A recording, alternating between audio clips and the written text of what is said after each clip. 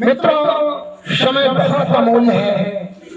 ऐसे अमूल्य समय में आप लोगों ने समय में से समय निकालकर इस बात को जो समय दिया है वो परमात्मा के यहाँ अंकित हो जाएगा कि आप अपना बहुमूल्य समय निकालकर सत्संग सुनने के लिए आए हैं।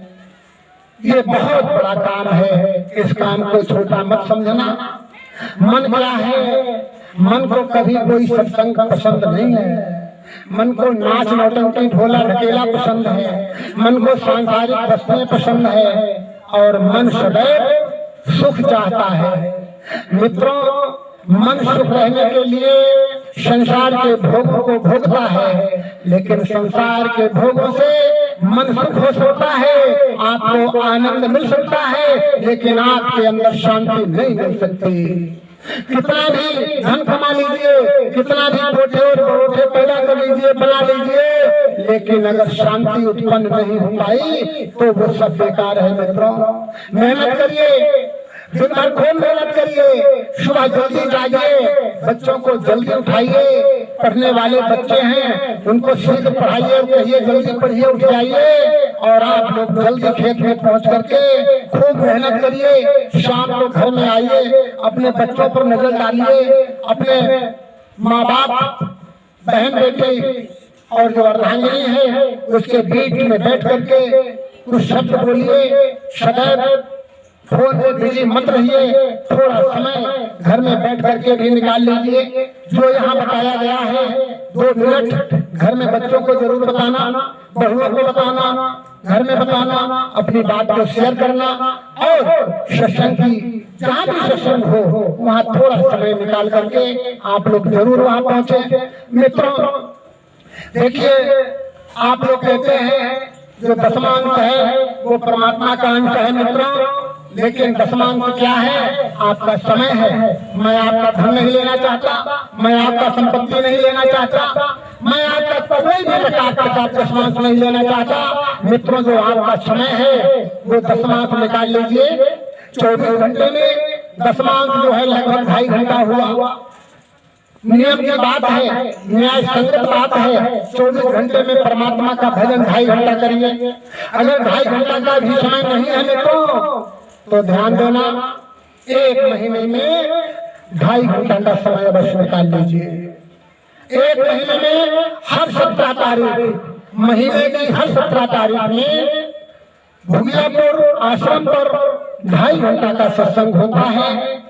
उसमें जरूर पहुंच जाइए। उधर जाना हो तो आश्रम पर से निकल जाइए, अपनी हाजिरी लगवाइए, परमात्मा का गुणगान करिए। सतगुरुदेव का प्रसाद प्रसार में जो व्यक्ति आगे आता है परमात्मा उसको बरकत देता है, निरोगी काया रखता है, घर में दौलत देता है, किसी तरह का उसके अंदर दुख नहीं होता है।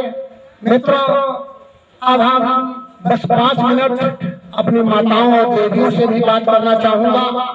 विशेषकर माताएं और हमारी बहनें देवियां जो हैं हमारी इस बात को बहुत ध्यान से सुने। मैं तो चाहता हूँ आपके घर के सिवाय कहीं कोई स्वर्ग नहीं है। अगर कोई स्वर्ग बताता है तो आपको वो अपनी भक्ति देकर आपको लालच देता है कि आपको स्वर्ग ऊपर मिलेगा। ये सब झूठ और बकवास है। अगर कहीं स्वर्ग है तो आपके घर के अंदर है। आप स्त्री और पुरुष उस घर के तो पहिए हैं।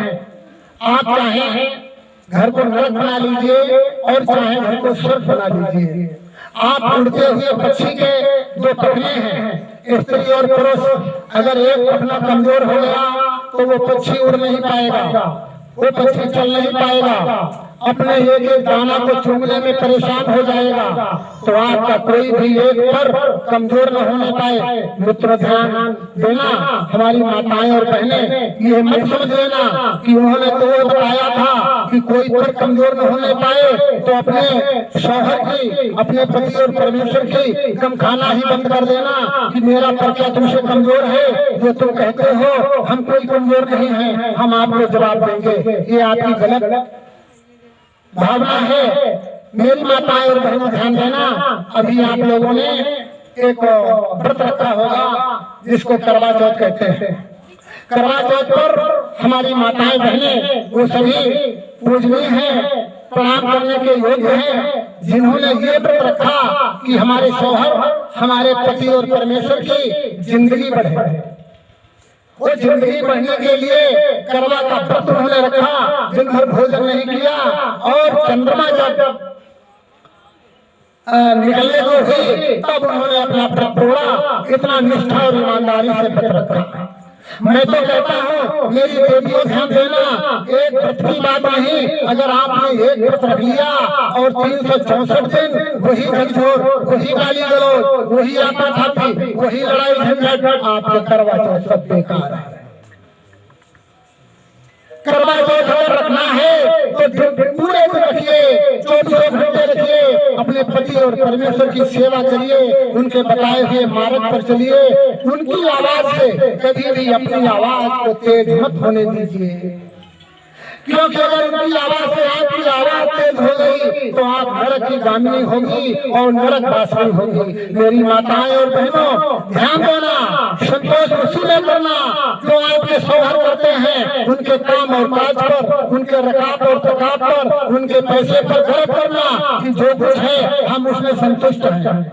मेरी माताएं और बहनों ध्यान देना, कभी पड़ोसन को देख करके ये मत कहना कि जो पड़ोसी है ना वो 200 ग्राम की पाइप लाई है, अरे तुम तो हमारी कोई सेवा नहीं करते, तुम हमको मानते नहीं, अगर मानते हो तो 200 ग्राम की पाइलें ला करके दो।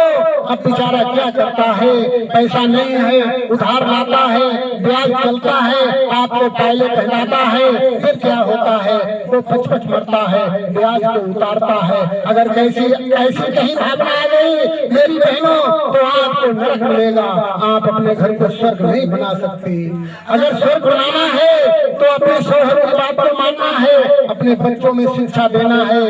देखिए मेरी बहन जी, माता जी ध्यान देना कि आप दो कुल की उजागर हैं, आप कुलों को आगे बढ़ाती हैं, जहाँ से आई हैं अपने माता पिता का भी नाम रोशन करती हैं। अगर यहाँ सही नहीं चलेगी तो बोलना होगा कि आपके माता पिता कैसे हैं, जो ऐसी दुष्टिन ऐसी टाइम को यहाँ भेज दिया, इनको न पढ़ाया न लिखाया, न कोई संस्कार दिया, अब कैसे निपटेगा, हमारा तो मरण हो गया। अगर आप शुद्ध चलती हैं तो उनका भी नाम होगा, और यहाँ शुद्ध चलती हैं तो आपके भी सास ससुर का नाम होगा। तो आप बीचों बीच में हैं अपने माता पिता के से और अपने सास ससुर के बीचों बीच में हैं, आपको दोनों घर लेकर के चलना है, दोनों घरों को चलाना है। इसीलिए सिंदूर हमारी माताएं और बहनों बीचों बीच में लगाती हैं। सिंदूर लगाने का मुख्य कारण यही है कि हम बीचों बीच में इसलिए सिंदूर लगाते हैं कि हमारे लिए ये घर भी सही है, हमारे लिए वो घर भी सही है, हम किसी घर की निंदा नहीं करेंगे। अगर एक बेटी सही निकल गई तो दोनों घर को उजाड़ बना देती है, दोनों घर को सुखशाली बना देती है। अगर एक गाय निकल गई, एक दुष्ट निकल गई तो दोनों घरों को कोर्ट कचहरी और मुकदमा के चक्कर लगाने पड़ जाते हैं मित्रों। तो इसलिए मेरी देवियों ध्यान देना, हम लोग तो परमात्मा के लिए परेशान हैं, कौन सी भक्ति करें परमात्मा मिल जाए, लेकिन हर देवी के लिए कहीं कोई परमात्मा नहीं है। अगर कहीं परमात्मा है तो वैदिक शास्त्रों में लिखा हुआ है आपका जो पति है वो ही परमेश्वर है, बस उनकी सेवा करिए। जब उनकी सेवा करोगी तो शुद्ध महात्मा की बरकत आपके साथ होगी। आप किसी भी तरह से किसी भी स्थिति में आपको दुख और कलेश नहीं होगा, ऐसा इस दास का दावा है। जो हमारे नौजवान युवा वर्ग के लोग हैं जो अपने माता पिता को सही नहीं समझते, हमारा उनसे भी निवेदन है, हमारा उनसे अर्जी है, गुजारिश है, प्रार्थना है। देखिए बच्चों, जब गोला मोहम्मद लखीमपुर सीतापुर या बाहर कहीं जाना है तो सबसे पहले अपने माता के पैर छूइए, क्योंकि आपने 9 महीने से ज्यादा माता के पेट में पैर पसारे हैं और तुम बाहर जा रहे हो तो माता के पैर छू करके बाहर जाएं। और माता ने कह दिया जाओ बेटा आप जीत के आना है, तो इस दास का दावे के साथ पुरजोर दावा करता है कि ऐसे बच्चे का कभी भी एक्सीडेंट नहीं हो सकता, कभी भी उसका बाल और माता नहीं हो सकता, क्योंकि अपनी माता के पैर छू करके बाहर गया है, माता का आशीर्वाद उसके साथ है। मित्रों, जब माता का आशीर्वाद बच्चे के साथ होता है तो उसका बाल बांका नहीं हो सकता। अगर जिसने अपने पिता का भी आशीर्वाद ले लिया तो समझ लीजिए उस बेटा के मुकाबले कोई बेटा नहीं है। लेकिन आज तो सपूत होना तो बहुत दूर हो गया, कपूत हो गए मित्रों, और कपूत होना भी तो बहुत दूर हो गया। आज तो कुकुर मुर्दा हो गए हैं मित्रों। कुकुर मुर्दा मत होने से अपने को माता पिता में समर्पित कर दे, उनकी सेवा करें और संत महात्माओं के सत्संग को अवश्य सुने। मैं इन्हीं शब्दों के साथ एक अपनी माताओं बहनों के लिए दो शब्द कहना चाहता हूँ। उसके बाद में हम राम नरेश जी से प्रार्थना करेंगे कि प्रसाद को लाए यहाँ, और प्रसाद वितरण के बाद हम आप सब लोगों से विदा चाहूंगा। और इसके संदर्भ में तुकबंदी जो कहना चाहता हूँ, हमारी माताएं और बहनें जरा ध्यान से सुने। बहुत ही भक्ति करती है, मैंने देखा इधर उधर निकलते तो बड़ी भक्ति करती हुई हमारी माताएं बहनें निकलती हैं, लेकिन अपने पति परमेश्वर से कैसा बर्ताव करती हैं ये भी समझ लें। देखें, बटा पूजई पुरुष से रूठी फिरई, बटा पूजई, बटा पूजई पुरुष से रूठी फिरई, बटा पूजई भौए घूमई सूतुल बेटई, अपने पति का देखे जरई, बटा पूजई, बटा पूजई पुरुष से रूठी फिरई, बटा पूजई अपने पति की बातों न मानई, अपने पति की बातों न मानई, देवतन के थान पर रूपट कई, बटा पूजई, बटा पूजई पुरुष से रूठी फिरई, बटा पूजई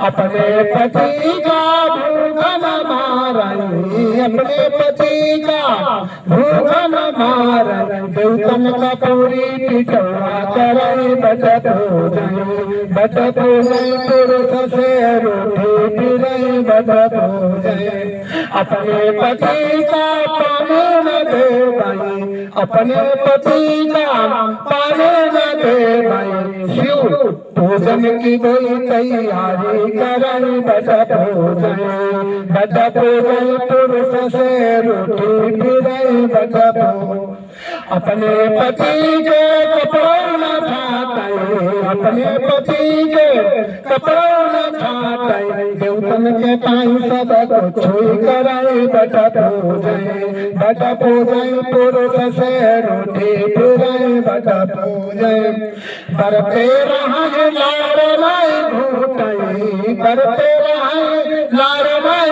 घूटई, ऐसी तो नारी नरक में पड़ई, बटा पूजई, बटा पूजई पुरुष से रूठी फिरई, बटा पूजई, बटा पूजई पुरुष से रूठी फिरई, बटा पूजई। तो देवियों, माताएं और बहनों, इस सत्संग को तन तक ही सीमित न रखना, अपने मन में भी उतार लेना, और जो भी हमारी बात अच्छी लगी हो उसे जरूर ग्रहण कर लेना, और जो बात खराब लगी हो उसको मत लेना, वो हमें वापस कर देना। इन्हीं शब्दों के साथ जितने भी लोग आए हैं इनको हम नमन, वंदन और प्रणाम करते हैं।